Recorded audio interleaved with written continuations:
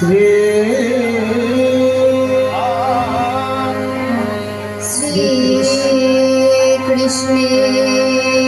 যাতে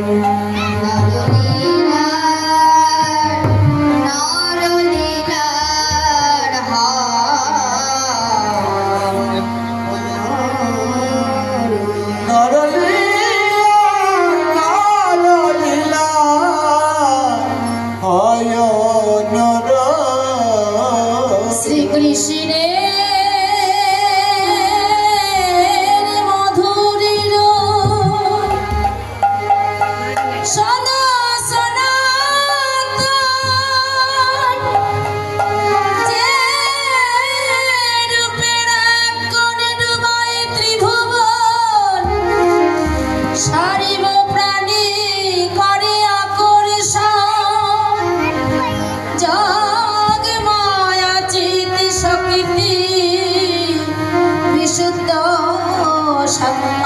পরিণতি সেই শক্তি লোকে দেখাইতে সেই রূপীরা তরে যত আমার কৃষ্ণ ভক্তির গুরুধার প্রকাশ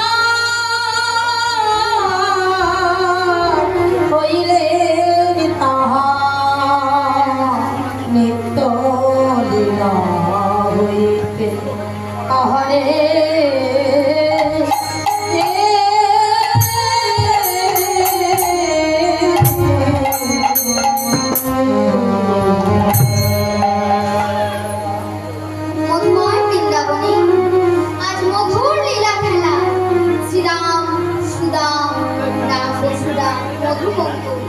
সকল রাখালগণ যে যার ভোজনার্থে সেরে যে যার গাভীগণ নিয়ে আজ গোঠে এসেছে। সকলে এসেছে, কিন্তু আর দুজনে আসে। তারা কে?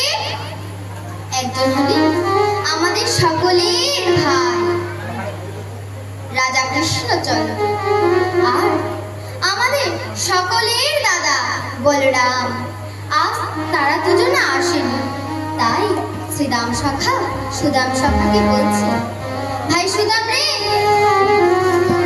কোঠে এত বেলা হয়ে গেল, তাও তো এখনো ভাই কানাই আর বলরাম দাদা এলো না। আমি বরং যাই নন্দালয়ের দিকে, দেখি ভাই কানাইরা আসছে নাকি। এই বলে শ্রীদাম সখা চলেছে কোথায়? নন্দালয়ে এসে দেখছেন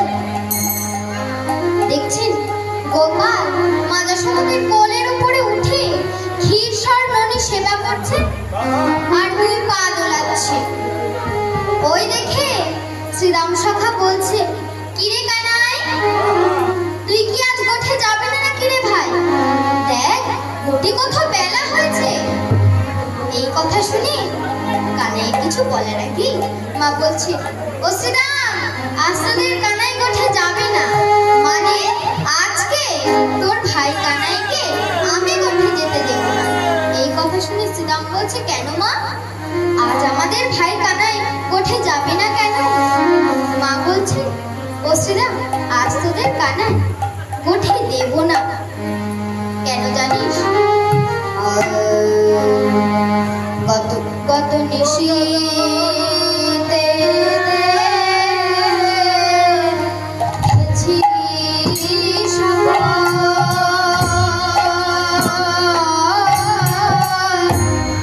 কালী দহে